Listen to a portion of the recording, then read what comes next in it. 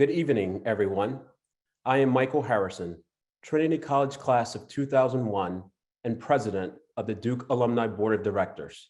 I am thrilled to welcome you to tonight's virtual event, Toward Duke's Second Century, Addressing Climate Change. Climate change and sustainability are vitally important issues for all of us. They touch every area of our lives, including health and well-being, the economy, urban growth and technology, as well as equity and justice. The Duke alumni community is deeply invested in learning about these issues and helping to support the groundbreaking climate research that is ongoing at Duke. Tonight, we have more than 1,000 alumni guests who have tuned in to hear from two presenters who are very well equipped to address climate change and how it fits into Duke's strategy for the future. President Vincent Price and Dean Toddi Steelman of the Nicholas School of Environment. As you all know, Vince Price is the 10th president of Duke University and is also the Walter Hines Page Professor of Public Policy and Political Science in the Stanford School of Public Policy and Trinity College of Arts and Sciences. A leading global expert on public opinion, social influence, and political communication, President Price came to Duke in 2017. Since arriving on campus, he has turned his attention to the future of the university, developing a strategic framework focused on 5 core principles: empowering people, transforming education, building community, forging partnerships, and engaging a global network.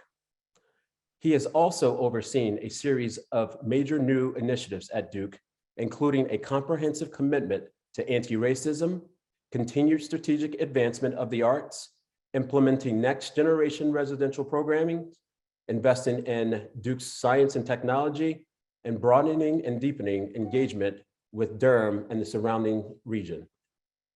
He has also been deeply committed to climate change and sustainability, and he has a keen vision for how these issues will guide the future of Duke.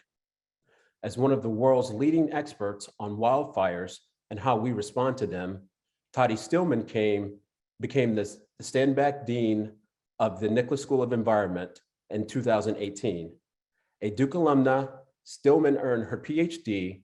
in Environmental and Resource Policy from the Nicholas School in 1996. She also holds a master's in Public Affairs from Princeton University and a Bachelor of Arts in Political Science and International Studies from West Virginia University. She returned to Duke after serving as the first permanent executive director at the University of Saskatchewan School of Environment and Sustainability from 2012 to 2017. Her policy research spans many environmental and resource management issues, including forest management and planning, water security, open space protection, and climate change. She just completed a 2-year appointment as the president of the International Association of Wildland Fire. It is such a pleasure to have both of them here this evening. Before we begin our conversation, let me make one quick housekeeping note. Our discussion will be guided by a series of questions submitted by alumni guests who are with us this evening. We'll try to get to as many of them as we can, and you'll also have the opportunity for follow-up after the show.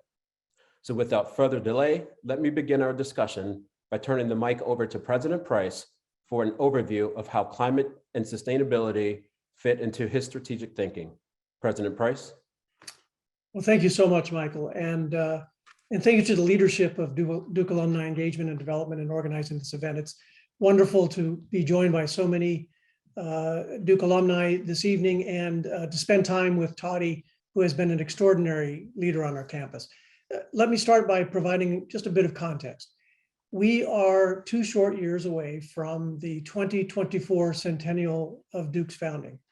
And this is a moment of transformation for Duke, when we can see more clearly, I think, than ever before, how Duke might lead in the century to come. It's also a moment of continuity, as the seeds of our current and our future excellence were planted and cultivated throughout this university's first 100 years.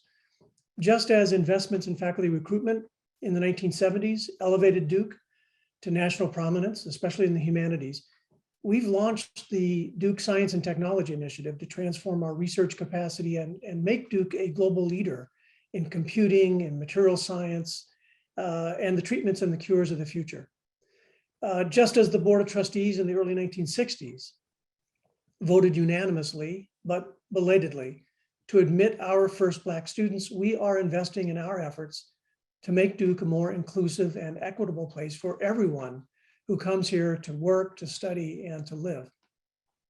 Just as the decision was made in 1997 to devote East Campus entirely to our first years, we are again rethinking the undergraduate experience through Quad X, a renewed residential model that will ensure that Duke will be a more vibrant, more connected, inclusive, and fun campus throughout our students' 4 years here.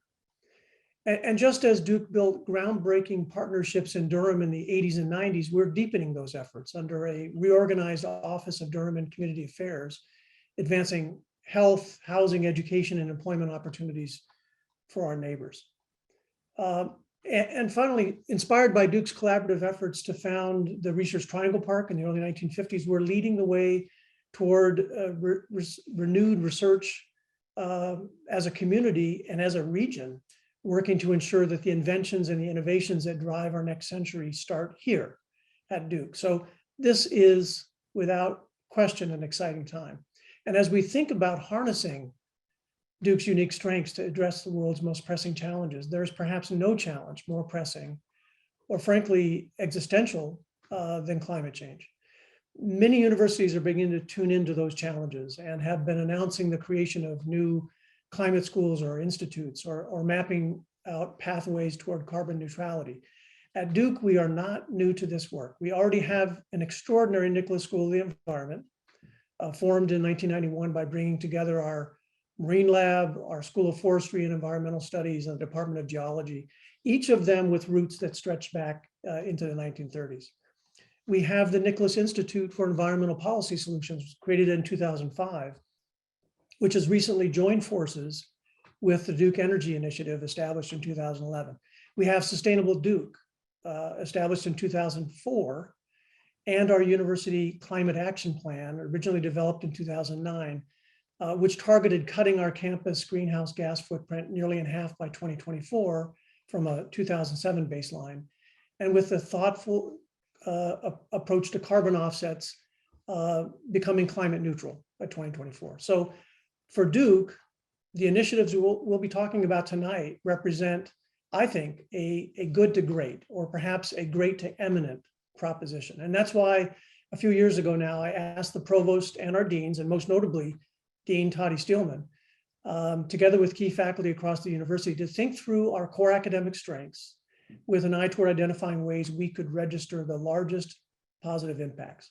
And that's also why in 2020 and 2021, we organized trustees and senior administrators and faculty and students into a task force on climate change and sustainability, building on this work to make recommendations for the path forward. And that task force was co-chaired by Toddi, who will speak in greater detail to that in just a moment. And that's why we have an opportunity not just to be another university with a climate school or a climate institute. We're already there. We want to be the climate university, the first to leverage in an integrated way across all of our educational, research, and operational strengths, and to infuse all that we do with an underlying commitment to address climate change. And so the task force that we assembled put forth a plan with several areas of focus for us, and we'll talk about each of those at different points tonight. Education. We want our efforts to create climate and sustainability to produce a literate student body that not only understands this crisis, but can seek creative solutions to it. Our research. We need to invest in areas in which the university already has a distinctive comparative advantage, transforming energy and creating a climate resilient future, and being data-driven in our solution to climate problems. In our operations, our efforts to work toward carbon neutrality in 2024 in a transparent way through campus development, our energy use, our transportation systems, and our waste management. Investing in our community, engaging with our off-campus community in Durham and in the region in a just, inclusive, and transparent way that enhances purposeful partnerships. And in the context of our broader anti-racism work, justice, equity, diversity, and inclusion, these will be core to us as we focus on climate justice and the disproportionate impact that climate change has had on communities of color and under-resourced populations. So ultimately, if we're able to do this, if we can harness our research and our advocacy capacity to the full capabilities, and this includes our alumni, not just our faculty, students, and staff, our alumni as well, Duke will be a leader in this space. And there are some truly exciting opportunities in front of us. So we can be a leader. And on the topic of leadership, let me say that you, Toddi, you've been a particularly thoughtful partner all the way through and a university leader these past few years. And perhaps you can provide us as well with a bit of context around some of our plans. I would be thrilled to do so. I am so happy to be here with you and everybody else tonight, and for all of our amazing alumni who have made some time to learn a little bit more about our efforts. It's really, really exciting. So let me just start by saying the data are really clear. Average global temperatures are now 1.1 degrees Celsius above levels that we experienced in the 19th century, the industrial age. The IPCC, that's the Intergovernmental Panel on Climate Change, that's a group of hundreds of scientists across the globe, has asserted that it is absolutely unequivocal that humans are causing climate change and that the impact on the planet is unprecedented. So further, we know that without greater imagination and action on our part, on humans' part, our planet will more than likely warm another 1.5 degrees Celsius or more, and we're on the path for that to be the more part on average over the next 20 years. And so that's what we're worried about. And each of us sees and experiences the effects of climate change every day.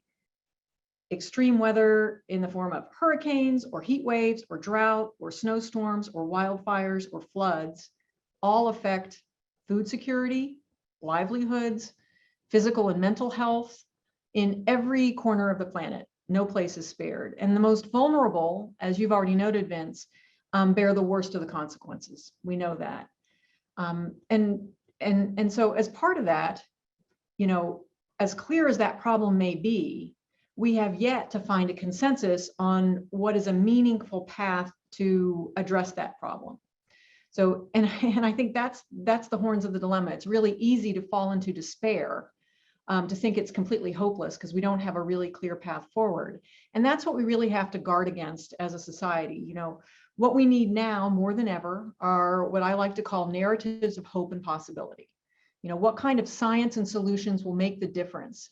What can we do? What's working? What are some of those narratives of hope? So I'd like to share with you some of those narratives that I carry around in my back pocket that I like to share with people when I'm talking to them. So first of all, we're starting to see a decoupling between economics and emissions. So for too long, we've held on to a narrative that decreasing emissions will be harmful to the economy. But decreases in emissions need not be tied to decreases in economic strength. And that's something that we're now discovering. So this has started here in the United States. We see it in Japan, Mexico, Germany, the United Kingdom, France, Spain. Many of the OECD countries are seeing this change. And that's due in part to the price of solar and wind coming down faster than estimated. So we're also seeing declines in the price for battery storage and electric vehicles. For instance, electric vehicles comprised 10% of new car sales globally last year. I think that's an astounding number, and it gives us hope in terms of how we can turn over that fleet. You may have heard in the news, Ford just doubled the production of its new F-150 Lightning due to demand here in the United States. Coal is in structural decline globally. Carbon-free hydrogen is now on the horizon. We're also seeing renewables being deployed in Republican strongholds like Texas and Wyoming, and that creates bipartisan support for decarbonization. So even though we hear a lot about the polarization, even here in the United States, there are plenty of areas for us to actually build support. Another area that I keep track of is attribution science. That's growing stronger, which is basically a science that allows us to say, can we attribute a weather event to climate change? And that really is helpful with communication and mainstreaming the day-to-day weather occurrences as part of larger climate trends. So that's really important for how we communicate with the public. We see more companies taking net zero commitments.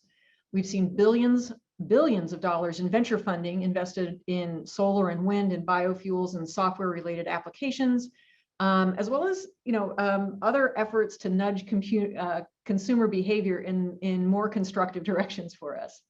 So, in short, what we start to see is that the global economy is shifting from fossil fuels.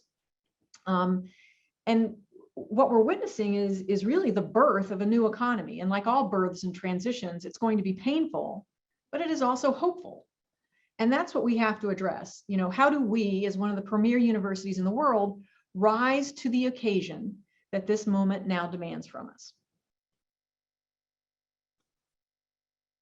Thank you, Toddi. And I think your last point is a great one, because we think of ourselves as being great in so many areas. And as we think about climate change and sustainability, what do you think makes us well positioned to be a leader in this space?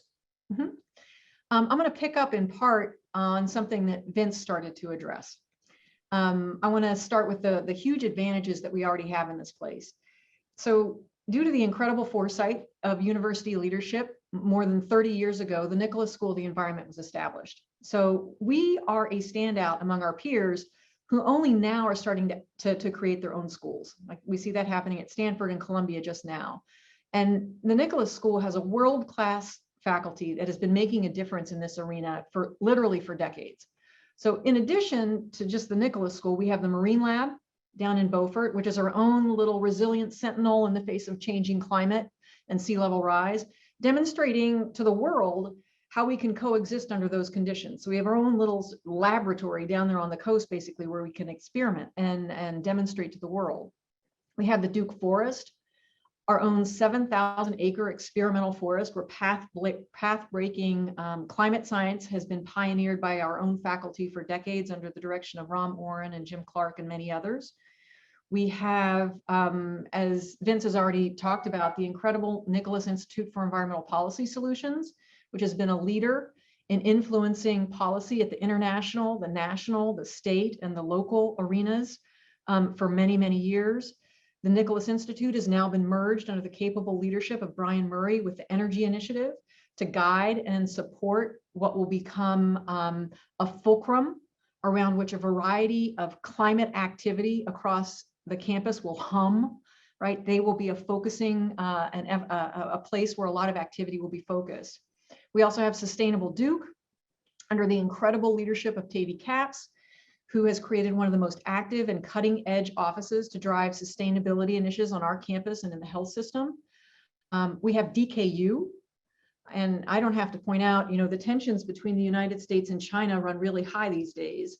Environmental diplomacy is going to be one area, an incredibly important area of building constructive relationships between China and the United States in the coming years. So it's an area where we can work together, and with DKU, our faculty there are really doing some incredible work on the ground to keep those channels open that few other universities can rival. And then finally, we have our health system and a school of medicine and a school of nursing, all of which position us to address the health inequities that come with climate change.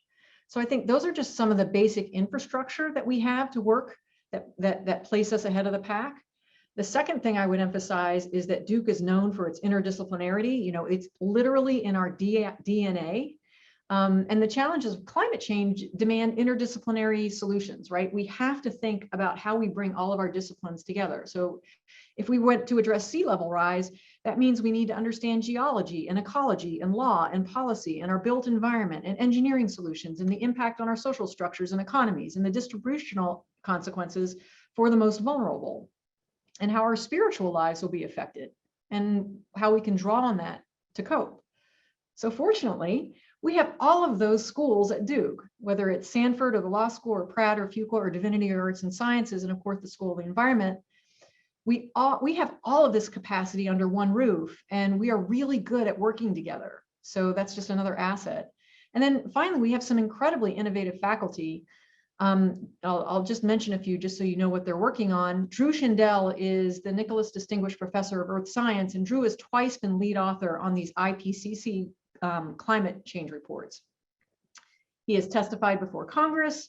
He is chair of the Science Advisory Panel on the International Climate and Clean Air Coalition, and his research has shown us that reducing fossil fuel emissions would slow climate change, and that would concurrently help avoid 150 million premature deaths due to respiratory and cardiovascular illness by 2050.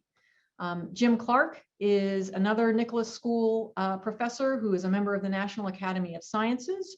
He is one of the Earth's top climate change experts on forests and how or whether they are actually adapting to keep pace with warming temperatures and changing precipitation patterns.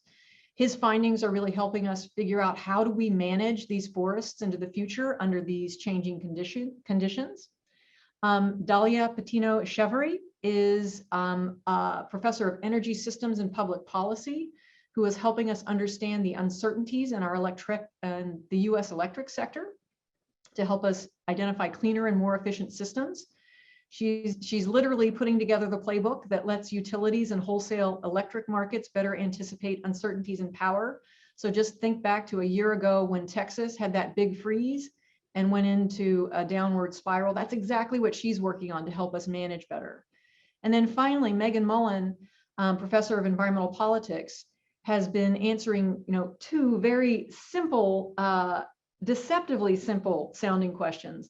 One, what shapes our personal beliefs on climate? And two, how do we turn those beliefs, how do those beliefs basically shape our voting decisions? And what she has found is that there is overwhelming evidence that your personal experience is often tied to weather.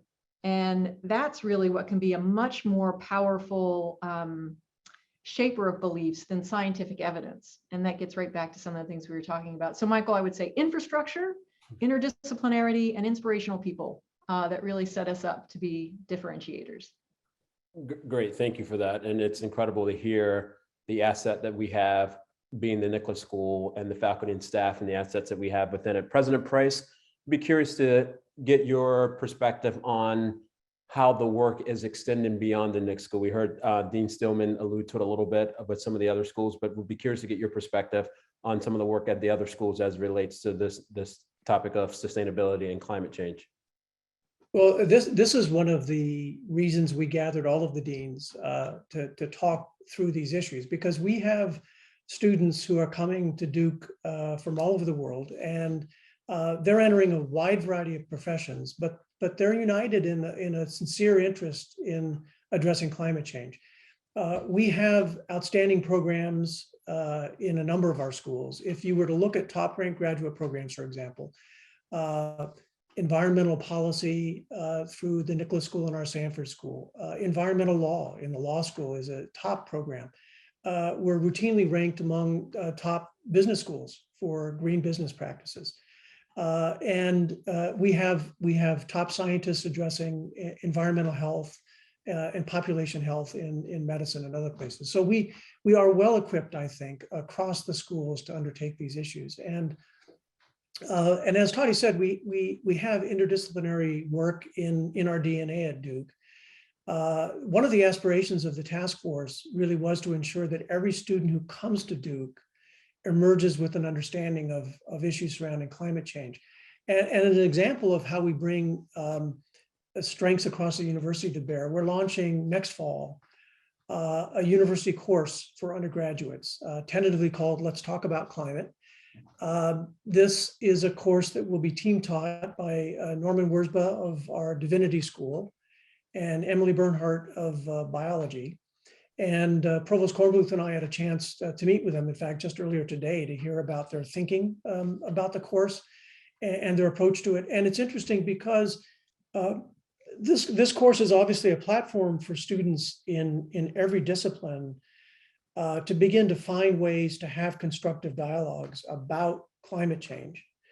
But the hope is that it also becomes part of an architecture of shared activities and experiences that will help educate faculty across the university, that will be a springboard for alumni education, and a way to tie together different aspects of this climate initiative. So it's very exciting to think about that. We're also launching Climate Plus. Some who are with us tonight might know of Data Plus. This is a program that's designed to bring small teams of Duke undergraduates and graduate students together around available sets of data and bring real value to those data for outside organizations, but really put them to work in an intelligent way to address pressing problems. Climate Plus is a vertical of the Data Plus program. And through that initiative, we'll be engaging our students in climate-related data-driven projects during the summer. We're launching a project Climate and Sustainability, which is a pre-orientation program for first years, which will be focused on climate policy and solutions. And Norman and Emily, in talking about their course, we're excited that this gives a kind of natural springboard for students to come out of pre-orientation and directly into this new university-wide course.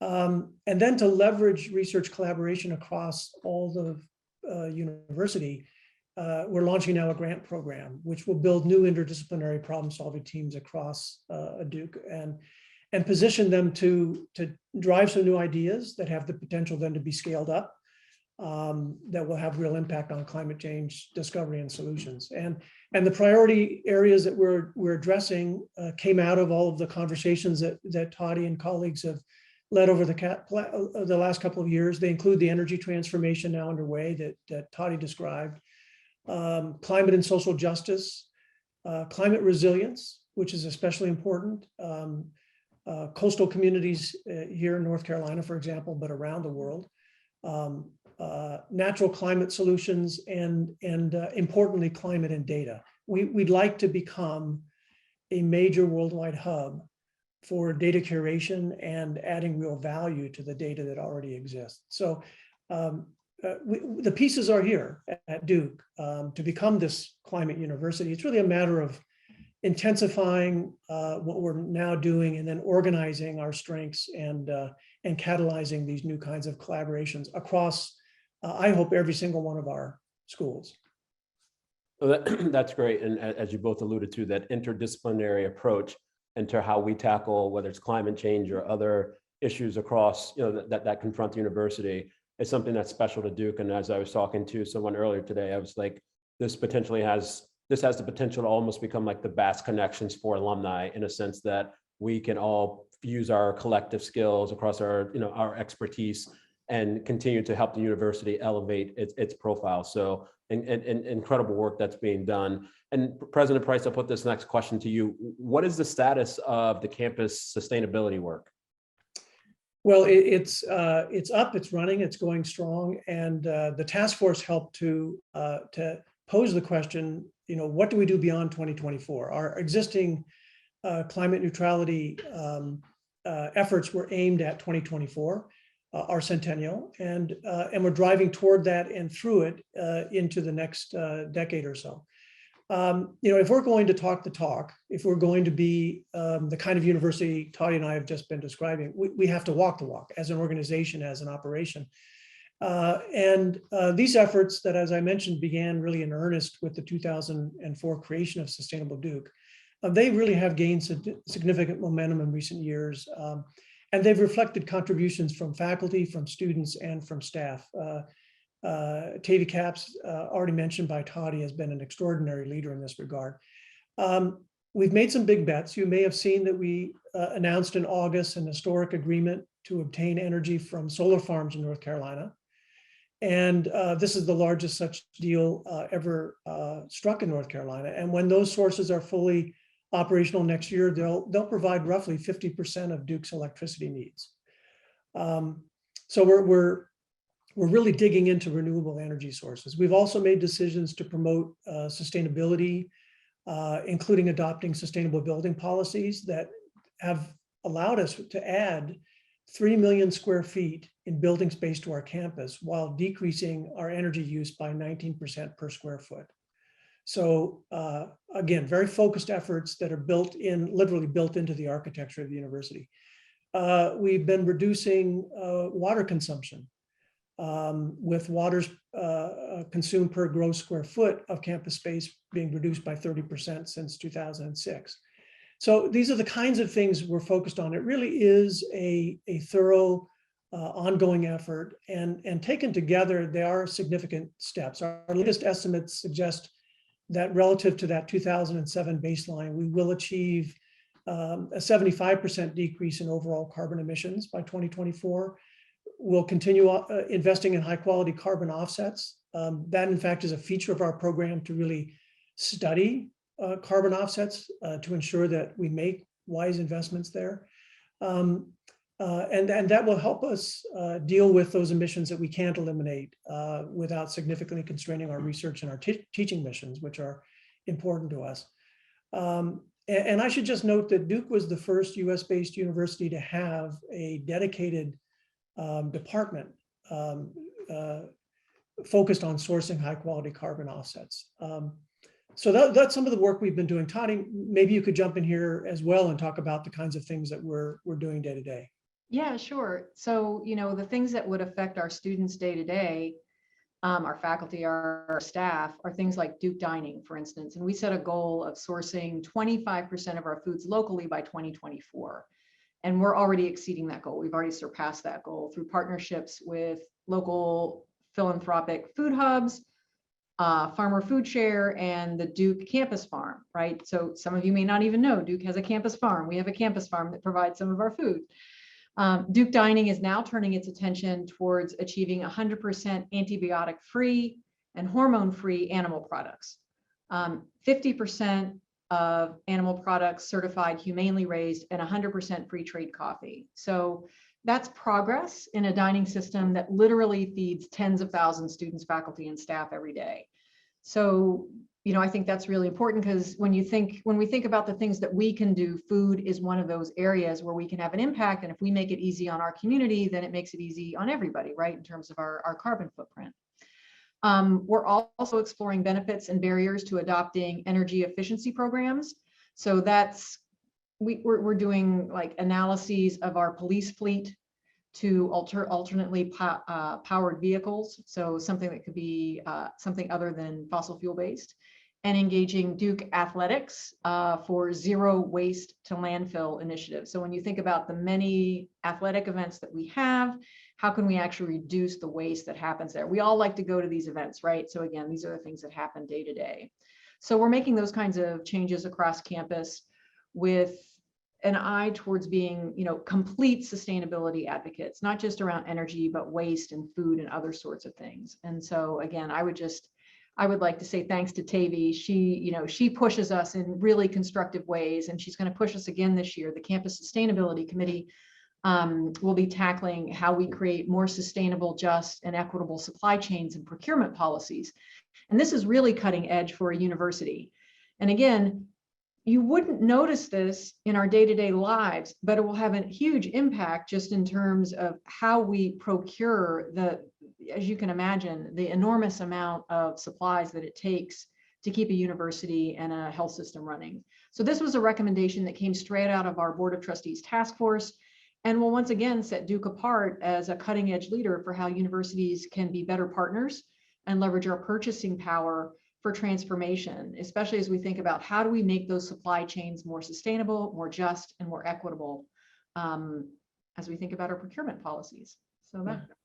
And if I could just jump in here, one of the opportunities we have is to be distinctive in coupling the academic enterprise, that is the education and research mission, with these operational ventures. So one of the ideas that has been percolating is this notion that of campus as a lab, where we put together teams, not just to think about solutions, but invest in those solutions in our own operations to see how they scale. So it's very exciting work. It is, and we've done studies in those cases about carbon offsets, for instance. How could we do carbon offsets better? We've done studies about how we can, make more efficient buildings around water, around energy, in a whole variety of different ways already. And I think there's plenty of room for us to expand around that.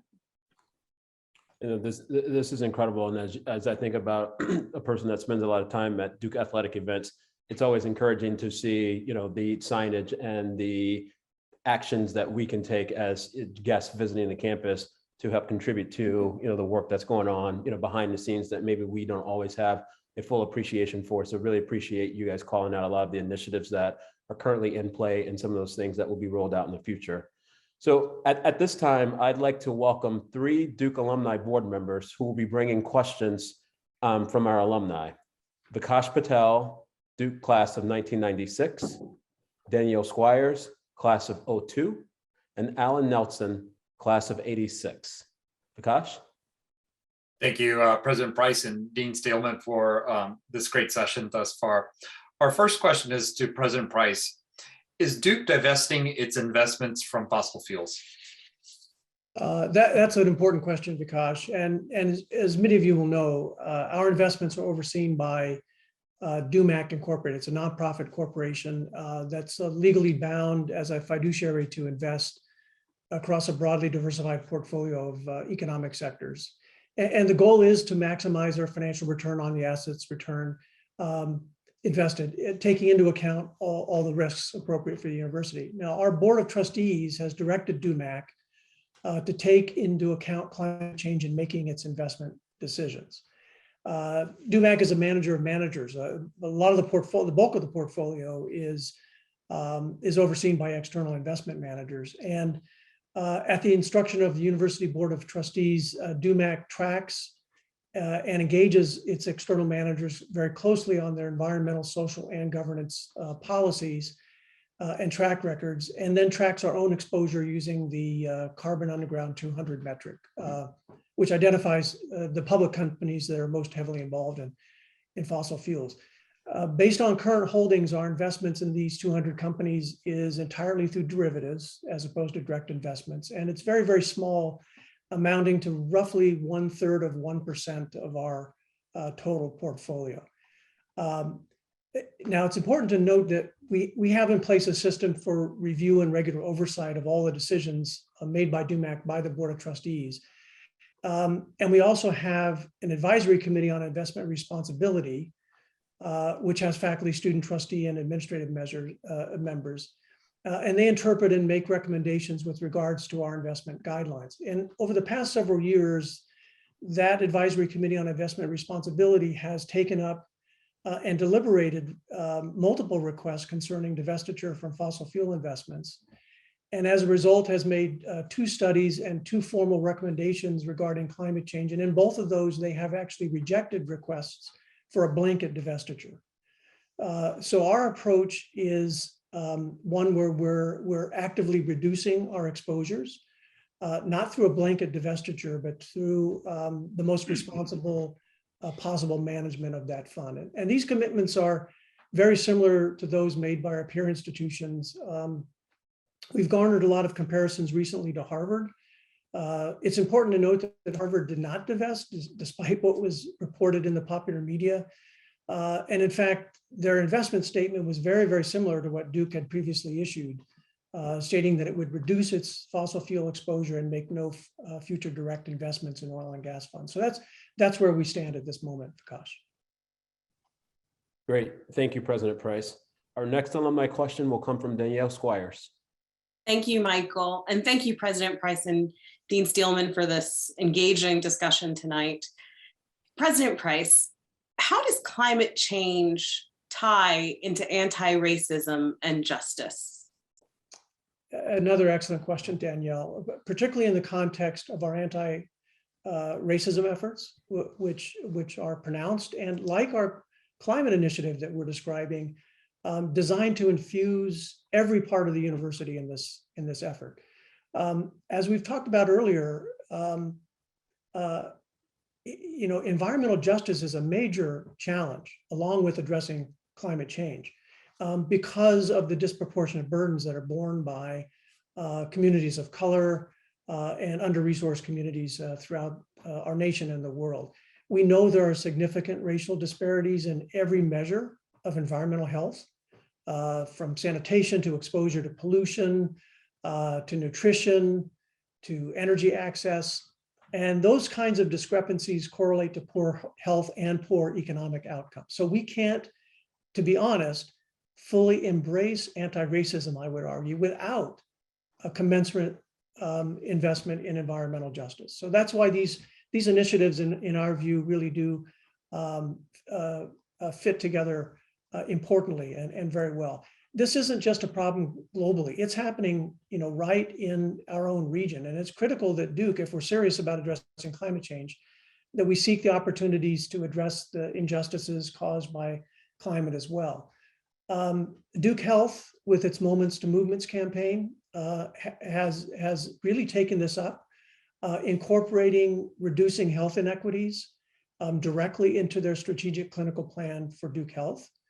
And again, dealing with these environmental conditions is going to be a necessary step in addressing those overall health inequities. So in a variety of ways, I think we have both significant responsibilities to address here, but also real opportunities with regard to research and advocacy and vital partnerships that we can create in Durham and the region. And perhaps, Toddi, you could speak to a little bit of what the Nicholas School has been doing in these regards. You bet. So I'm really pleased to report that we have a brand new faculty member by the name of Ryan Emanuel, who is focusing at the intersection of eco-hydrology, environmental justice, and Indigenous rights. And I think one of the things that we'll see with Ryan coming on board, which typically happens when we get a new hire of faculty, it's somebody that kind of catalyzes a lot of different work. So he's going to help weave together work that faculty do around water, ecology, climate change, and environmental justice, which I think is super exciting for us. In the Nicholas School, we're really fortunate to have faculty affiliated with the law school as well. So there are faculty in the law that are rather affiliated with Nicholas, who do incredible work in the Environmental Law and Policy Clinic. So Reich Longest and Michelle Nolan provide, through that clinic, provide justice to underserved communities in North Carolina, and they provide opportunities to students through that clinic for hands-on learning, which is a terrific sort of fusion of outreach, education, and advocacy, which I think is very exciting. There's the Environmental Justice Lab that is run by Kay Jowers out of the Nicholas Institute and Chris Timmons out of Arts and Sciences, that works on exploring a variety of inequities related to housing and energy insecurity, among other sorts of things. The Franklin Humanities Institute has key Nicholas faculty associated with it that have been working with Catherine Coleman Flowers, who is a recent MacArthur Award winner. So Catherine is a practitioner in residence at the Franklin Humanities Center to explore sanitation and sewage options for poor rural communities in Alabama and elsewhere, which was how she came to be awarded the MacArthur Award. So we're super fortunate to have her expertise affiliated with the university and as a beneficiary of a variety of our students. And as you will appreciate, Duke has a really rich history of focusing on social justice, and that's a decades-long investment for us. So as we pivot to climate change, that's going to help us hone in on environmental and climate justice, I think. So I think we have some room to grow here to make a real impact as the premier, I think also as the premier national university, which makes its home in the South. We have a special obligation in that regard to focus on climate justice. And, I'm reminded that it was just, it's 40 years ago this year that the environmental justice movement was born in North Carolina, in Warren County, right? With the protests that happened there with the dumping of hazardous chemicals on the roadways in North Carolina that led to that rise. So I think we have a special obligation to continue to do work in this area. And I think we're really well poised to do so. And Dean Steelman, for those of us that may not know, hopefully I'm speaking for more than one, what is eco-hydrology? Eco-hydrology is thank you for the good clarifying question, Michael. Eco-hydrology is the intersection between how we understand ecological function and water hydrology, right? So we need water for plants to grow, but we also really want to understand those intersections. So that's an interdisciplinary discipline in its own right? So eco-hydrology, environmental justice, and Indigenous rights comes together because a lot of tribal communities have evolved around waterways historically. And so it becomes a really interesting nexus and a place to explore some of these issues, among others. Great, thank you. Mhm. And our next alumni question will come from Alan Nelson. Dean Steelman, I'm so delighted you mentioned the Warren County experience as a native North Carolinian. I remember that very, very well, and understand that. As a son of an alum and a father of an alum, I've lived through my father working through desegregation of schools, my time at the university working through the divestiture from South Africa. And my daughter is very focused on, in her career as an alum, climate policy and solutions. President Price, how do you think about these sorts of initiatives and what we're doing as a university to encourage people to tie into local and regional initiatives? Well, thanks, Alan. We've been working very closely with Durham, the city, the county, in a larger region since I've arrived, but perhaps never more so than over the past couple of years. And we've been coordinating more closer than ever, I'll say, through the pandemic. So Stephanie Williams is our Vice President for Durham and Community Affairs, and she has led a multi-year series of community meetings, a number of which I've been able to attend, to help us directly by talking with our neighbors, understand, what they're thinking, the concerns they have, where they see opportunities for closer collaboration, while we also work with regional leaders, city, county leaders as well. That work fed into a task force, not unlike the task force that we convened on climate and sustainability, a task force on Duke and Durham today and tomorrow, engaging trustees and senior administrators and faculty, students, community members. And that has resulted in our recently released strategic community impact plan. Now that plan identifies 5 key focus areas, we believe, for very important and purposeful partnerships. One area is housing affordability and infrastructure, which is related to the environmental conditions that many residents have to struggle through in our region. Secondly, early childhood and school readiness. Thirdly, college and career readiness. Fourth, food security and nutrition, again, with very clear linkages to environmental conditions. And fifth, building nonprofit capacity. And we're also in the early stages of creating a center for civic engagement connected to Stephanie's office that will drive opportunities for service learning and meaningful civic partnerships across the whole curriculum. So in that sense, we have a platform for purposeful partnerships that we can activate as part of our environmental and climate change initiatives. We're already very engaged regionally with Go Triangle, with Durham, Orange, and Wake counties on regional transportation plan. This is so important for us as this region grows and continues to grow. And most recently, we've been in conversations about an envisioned commuter rail project that would link Durham, the Research Triangle Park, Cary, and Raleigh. It would run some 45 miles or so from West Durham to Clayton. The infrastructure in our region of North Carolina has to be thoughtfully developed as we grow as an innovation hub with the arrival of Apple and Google to the region.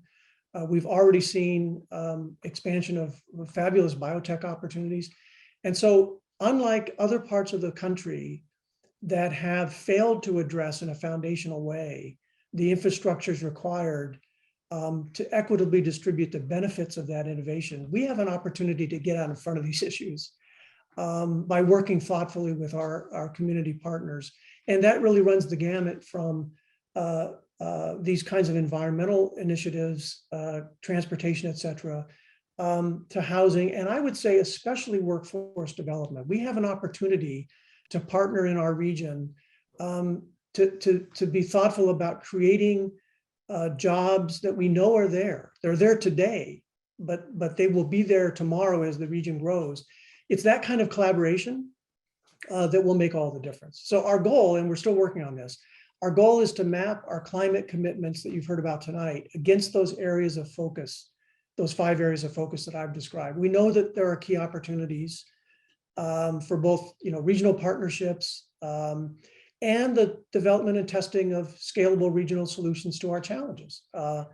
With an eye, as we just discussed, on social and environmental justice. So these are absolutely key features of our planning. That idea of campus as lab, I think, really takes on special power if we think of it as the campus initiating interesting projects that have that opportunity to be not just Duke projects, but Durham projects, and then regional projects. And so we're building out those connections and relationships. The city has just created initial infrastructure around sustainability. The county already has their version of a sustainable Duke. We have those connections, and we need to grow them. Great, thank you, President Price. And in keeping with the time, I want to make sure we get this next question in, because it's one that's always popular whenever it's an opportunity to connect our leadership with our alums. And how can alumni amplify the work around climate change and sustainability?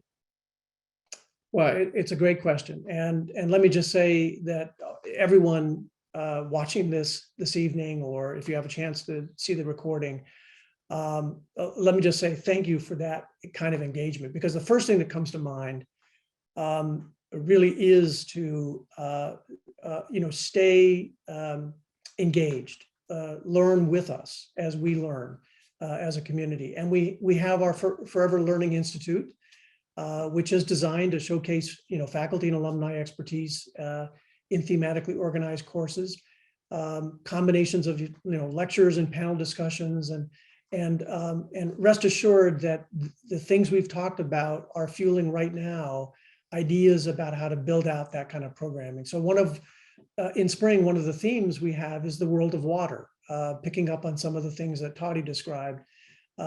This will kick off on February 8th. We have a really extraordinary lineup of faculty that are going to do a deep dive, no pun intended, into water as a vital resource, how Duke research can support it. And so that's the first thing. I just encourage every one of our alumni to take advantage of those resources and participate as presenters, panel members, those kinds of things. Alumni.duke.edu for more information on that. And then the other thing I will say is we're in this together. Our alumni are around the world in positions where they can make a difference. And in the same way that we'd like every student coming into Duke to think about how they can address climate change in whatever field of study they happen to be engaged in, whatever profession they happen to engage, we want every alum to feel that same sense of opportunity that Toddi described earlier. So, use the alumni portal, look for opportunities for volunteering and community building, and then share your ideas with us and share your successes with us, because, Durham, North Carolina, I hope will be a leader in this respect. We will not generate every good idea out there. And the more we can share from our own experiences wherever we live, the better we'll be. So Toddi, I don't know if you have additional thoughts on this front, but our alumni are among our most valuable resources. So a big part of our success here. Absolutely. And, I would say two things. First, I want to come back to that idea of narratives of hope and possibility. There are good, what are things that each of us can do? There are really good things happening out there. We are seeing change. It is not going to be all rainbows and unicorns and butterflies and kittens.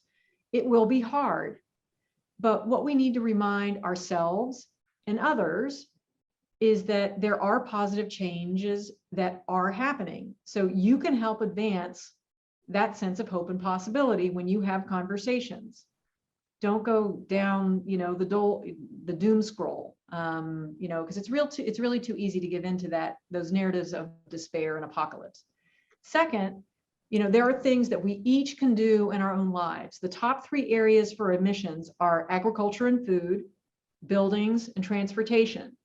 So ask yourself, what am I doing with the food that I eat, how I heat and cool my house, what kind of appliances, utilities that I use, and how do I get myself around? All of those, my transportation. We can all be doing a little bit more with the little changes in our daily lives. And that gives us a sense of agency and control, which is really important when you're dealing with something as big as climate change. Great. Thank you, Dean Steelman, for that great answer. And I really want to say thank you to everyone for joining. Thank you to President Price, and thank you again to Dean Steelman for such an informative and inspiring discussion. And I'd also like to thank my fellow board members and to everyone who submitted questions, and to all of those who joined us this evening. If you know of anyone that wanted to attend virtually tonight but couldn't, and if you just want to review the great updates on climate change at Duke, we will be sending out the recording for all registrants, and we would encourage you to share that in your networks. And because it's just exciting to see exactly the progress that's happening at Duke and the plans as the university looks towards its next century. And, you know, as I sit here and think about like the alumni programming, there's a lot that we can do and that we should be doing. And I ask you to join with us, and I'll sort of close with what Dean Steelman just says. You know, let's think about how hopeful we can be, and let's think about all the possibilities around this issue of sustainability and climate change, and let us go out and be a leader. So again, I'll say thank you to all. Everyone stay safe, have a good night, and stay forever Duke.